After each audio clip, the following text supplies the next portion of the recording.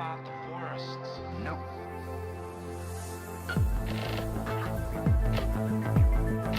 Yes, sir. No.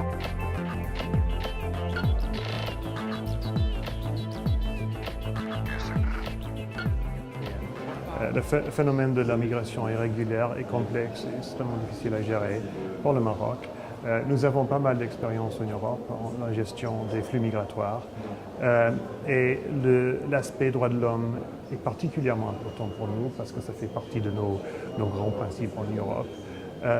Je comprends que la situation de plusieurs milliers de migrants irréguliers, surtout dans le nord du Maroc, pose beaucoup de défis pour les autorités marocaines.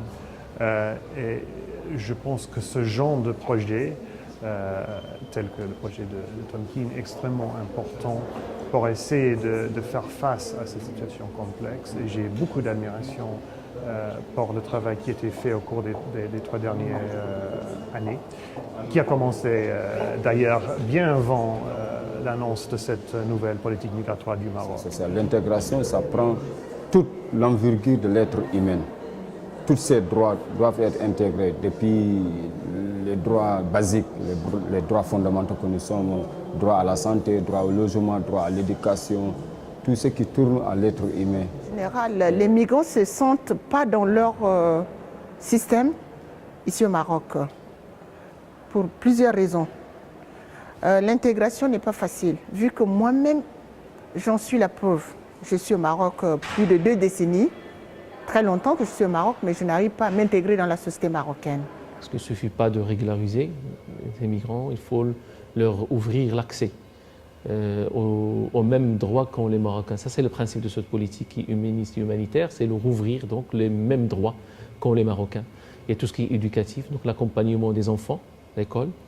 Nous savons que ces migrants viennent de plusieurs pays qui ne sont pas nécessairement francophones, qui ne connaissent pas la langue arabe, donc il faut tout un accompagnement de ces enfants pour les mettre à niveau, donc pour qu'ils intègrent le système éducatif national. Il y a tout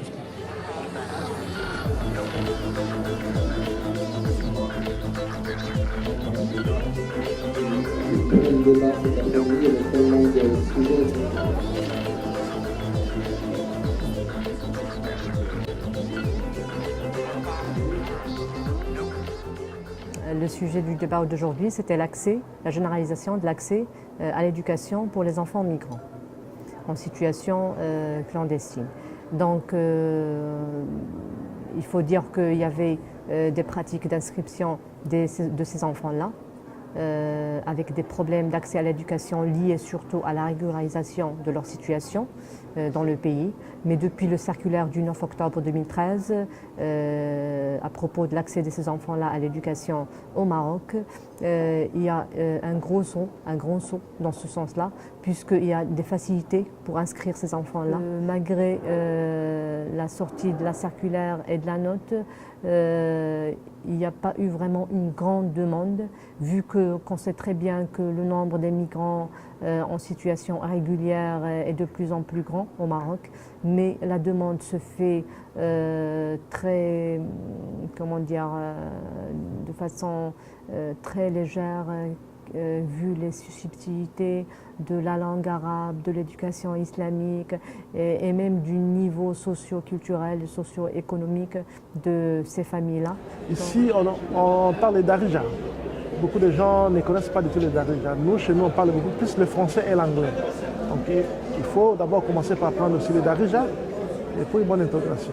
Parce que c'est vrai, on ne trouve pas des problèmes avec les directeurs, on ne trouve pas les problèmes avec la délégation, on ne trouve pas les problèmes avec l'académie, mais parfois on met les enfants dans les écoles et il n'y a pas de sensibilisation au niveau des parents marocains, au niveau des parents subsahariens et au niveau des enfants aussi. On met les enfants et on parle. Moi, j'insiste sur l'accompagnement et la sensibilisation et le suivi aussi. Il faut créer un cadre de meilleure vie, un cadre de vie sociale aux migrants, particulièrement les femmes migrantes qui sont vulnérables. Essayer d'intégrer les migrants dans le système économique. Beaucoup de migrants ont reçu leur carte de séjour. Ils ne savent pas quoi faire avec leur carte de séjour. Ils sont là à trimballer. Il faut le travail. l'emploi pour pouvoir payer la maison. Parce qu'on sait que le Maroc, le loyer envers les migrants double. Parce qu'actuellement, les migrants n'ont pas le droit, par exemple, d'acquérir des logements socio-économiques parce qu'ils sont subventionnés par l'État. Donc il y a donc tout un dispositif en train d'être mis en place pour l'ouvrir, cet accès. Il y a tout ce qui est santé, donc accès aux santé de base. Donc nous sommes en train de mettre en place un programme pour ouvrir pour les plus vulnérables de ces migrants l'accès au système de santé marocain. Santé, nous à la LCS, c'est vrai que nous travaillons sur tout ce qui est un IST, infection sexuellement transmissible, VIH-Sida, et sur tout ce qui est la problématique des violences sexuelles, de la prise en charge des violences sexuelles des migrants au Maroc.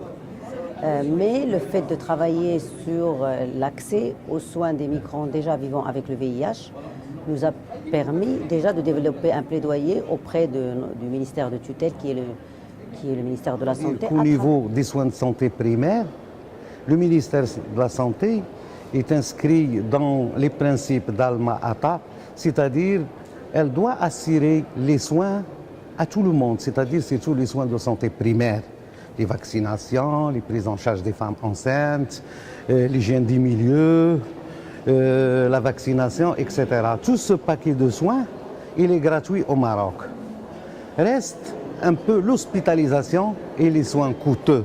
C'est vraiment, on est très heureux pour 2014 qu'il y a déjà une première dans le monde arabe et au Maghreb, c'est une première campagne de régularisation des sans-papiers. Et ça, c'est un acquis de la société civile marocaine, mais aussi du gouvernement marocain. Donc c'est quelque chose qui est important pour nous parce qu'un immigré sans papier, c'est quelqu'un qui n'a aucun droit. Il ne peut pas porter plainte, il ne peut pas se défendre, il ne peut pas faire un bail, il ne peut pas travailler. Donc c'est un début d'un processus. C'est un processus qui va être long, on l'a vu.